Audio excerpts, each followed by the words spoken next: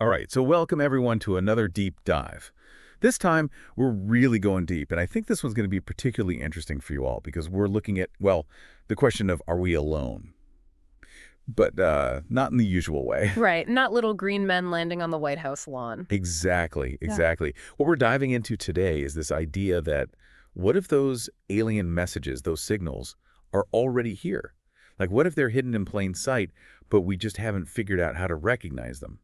We've got some really compelling sources here that suggest it might not be as crazy as it sounds. So, ready to jump in? I am, yeah. It's a fascinating concept, this idea that maybe first contact has already happened, but it's not this big, obvious thing. It's subtle. It's hidden in the data, in the noise of the universe. You're kind of like imagine you're trying to talk to someone in a language you don't understand. Mm. All you hear is a jumble of sounds. You wouldn't even know it was language, right? Right. You'd just think it was noise. Yeah, that's a great analogy. We might be listening for the wrong things, expecting communication to look a certain way when it could be something completely different. That's exactly what we're going to explore today. We'll look at some intriguing signals, some theories from leading experts, and even a little bit of speculation about what the future of first contact might hold, all based on the sources you sent us, of course. So to kick things off, let's rewind the clock a bit. Go back to 1977, August 15th to be precise. This is where the story of the WOW signal begins. The wow signal, the holy grail of SETI for some. Yeah, it's pretty iconic, right? So we have this astronomer, Jerry Eman, working with the Big Ear Radio Telescope at Ohio State University. He's analyzing data, and suddenly, bam, this incredibly powerful signal pops up. It's unlike anything they'd ever seen before. Precise. Narrow bandwidth, strong signal, and right in the frequency range we'd expect for an interstellar beacon. So it really did look like, someone out there was trying to get our attention. Eamon was so stunned that he circled the signal on the printout and wrote, "Wow," in the margin. And that's how it got its name. It's a simple word, but it perfectly captures the feeling, I think. That sense of awe, of possibility. Exactly. Here's the thing, though. Despite countless attempts to find it again, the "wow" signal never reappeared. It was a one-time event. And to this day, no one knows for sure what caused it. Now, some people say it was just some natural phenomenon we didn't understand. Right, there have been a few theories. Cometary emissions, for example, but none of them really fit the data perfectly. That's right. And that leaves us with this tantalizing possibility. Could it have been, a deliberate signal from an extraterrestrial civilization? Maybe a beacon, a hole from across the cosmos? A signal they only sent once, for whatever reason. It's a possibility we can't rule out, and it raises a really important question for SETI. What if we're looking for the wrong kinds of signals? What if alien civilizations communicate in ways we haven't even imagined yet? That's a big one, isn't it? Because so much of our search has been focused on listening for radio waves, for patterns that resemble what we would consider artificial. Exactly. But we have to remember, we're basing all of this on our own limited understanding of technology and communication. What if an alien civilization is millions of years ahead of us? Their technology, their methods of communication could be so advanced, so different from ours, that we wouldn't even recognize it as such. It's like we're trying to find a needle in a haystack, but we don't even know what the needle looks like. In a way, yes. And that's why some researchers are starting to think outside the box, looking for signals in other forms of data, in astronomical phenomena that we might have previously dismissed as natural. That's so interesting because, when we think about alien communication, we often imagine spaceships, lasers, maybe even telepathy. Right. But what if it's something much more subtle, much more fundamental to the universe itself? What if they're using the fabric of reality, the laws of physics, to encode their messages? Whoa, that's getting pretty deep. And I think this is a good point to bring up one of the key ideas that came up in the sources you shared. The concept of a universal language. Absolutely. The idea that if we want to communicate with an alien civilization, we need a language that both sides can understand. And in the absence of a shared history, a shared culture, what could that language be? It's a huge challenge, right? Because even here on Earth, with all our different languages and cultures, communication can be difficult. Oh, yeah. But some scientists believe there is a language that transcends all of that. Mathematics, the laws of physics, these are the same everywhere in the universe. So like 2 + 2 = 4, no matter where you are in the cosmos, that kind of thing. Exactly. And if you think about it, a lot of our own scientific discoveries have been based on recognizing mathematical patterns in nature. Like the Fibonacci sequence, right? Yes. The Fibonacci sequence, The golden ratio, these are patterns that appear all over the place, from the spirals of galaxies to the arrangements of leaves on a plant. And some researchers believe these patterns could be used as a kind of universal language, a way to transmit information that any intelligent civilization could understand. That's so cool. So, like, instead of sending radio signals with, I don't know, prime numbers or something, maybe they're encoding messages in the very structure of the universe itself. It's a possibility, and it would certainly be a much more efficient way to communicate across vast interstellar distances. Think about it. A radio signal weakens the further it travels, but a message encoded in the fabric of space-time, that could potentially travel across the universe without losing its integrity. That makes a lot of sense. And it makes you wonder if, there are messages out there that we're just not seeing because we're not looking for them in the right way. Exactly. It's like trying to read a book written in a language you don't know. You might see the letters, but they don't mean anything to you. And this brings us to a really exciting part of our deep dive, fast radio bursts, or FRBs, because these mysterious signals have got a lot of scientists scratching their heads, and some are starting to wonder if they could be, well, alien messages. Fast radio bursts are definitely one of the most intriguing mysteries in astronomy right now. These are incredibly powerful bursts of radio waves that last for just milliseconds. And they seem to come from, well, billions of light years away. So like the edge of the observable universe. That's mind-blowing. It is, and for a long time we thought these were just random events, like maybe a star exploding or something, but then we started discovering repeating FRBs. That's FRB 121102, right? The one that keeps sending out signals. Yes, that's the one that really got everyone's attention, because it's not just that it repeats, but it repeats in a pattern. Not a simple pattern, mind you, but a pattern nonetheless. Which means it can't be just some random cosmic event. Right, and that's what's got people thinking. Could these be artificial signals? Could they be messages from an alien civilization? And Dr. Lawrence Doyle from the SETI Institute has been really vocal about this, right? He's saying we should be taking these repeating FRBs very seriously. Absolutely. He's argued that these bursts could be data packets, information being transmitted in a way that's completely alien to us.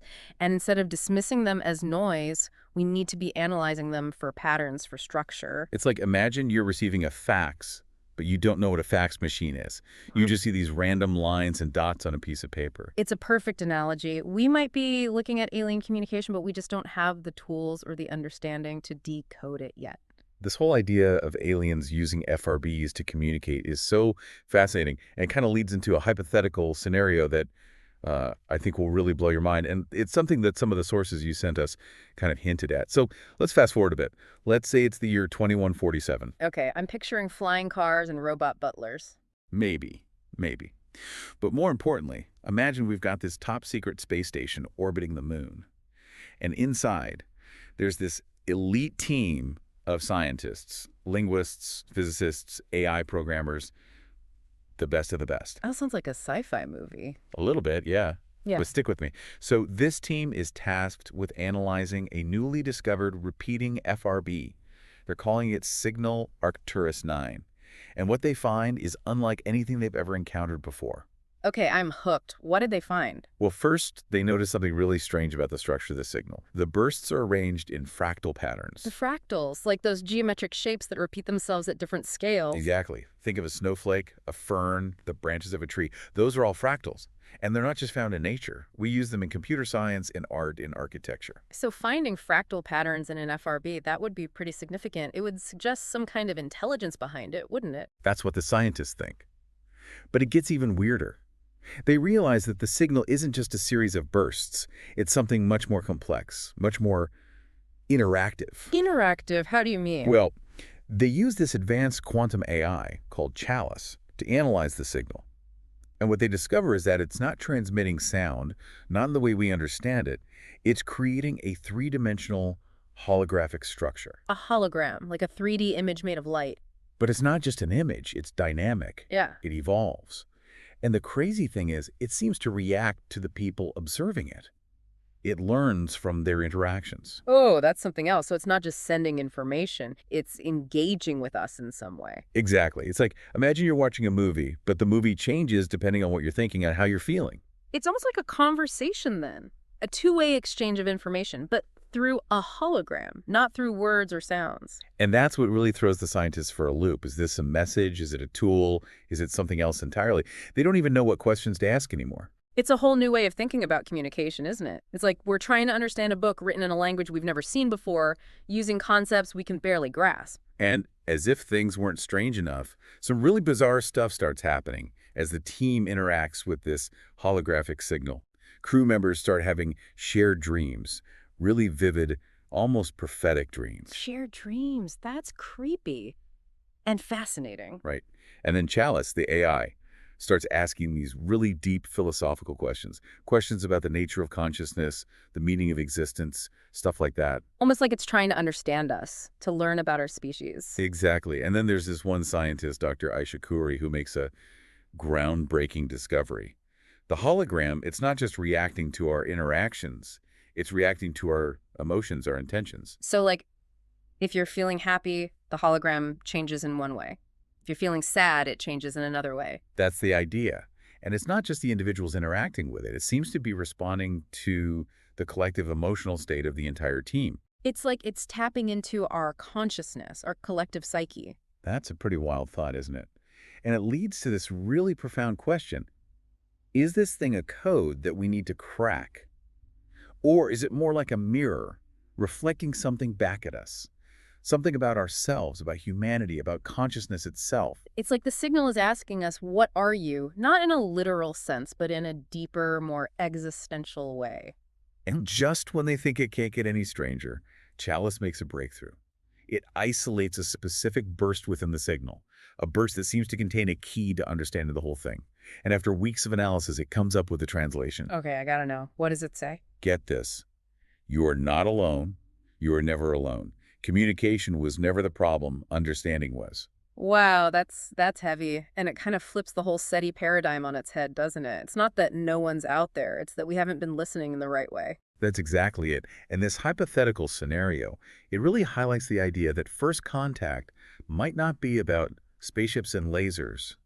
It might be about understanding, about bridging the gap between our consciousness and something entirely different. It's a really humbling thought. It is. Mhm. And just imagine the impact this would have on the world.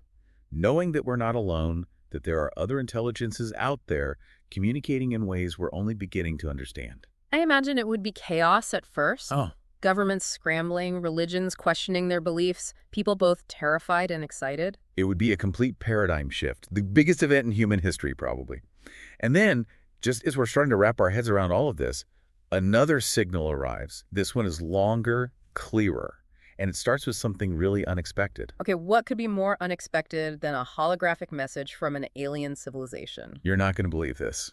It starts with a human heartbeat, a perfect recording of a human heartbeat. A heartbeat. Why would they send that? What does it mean?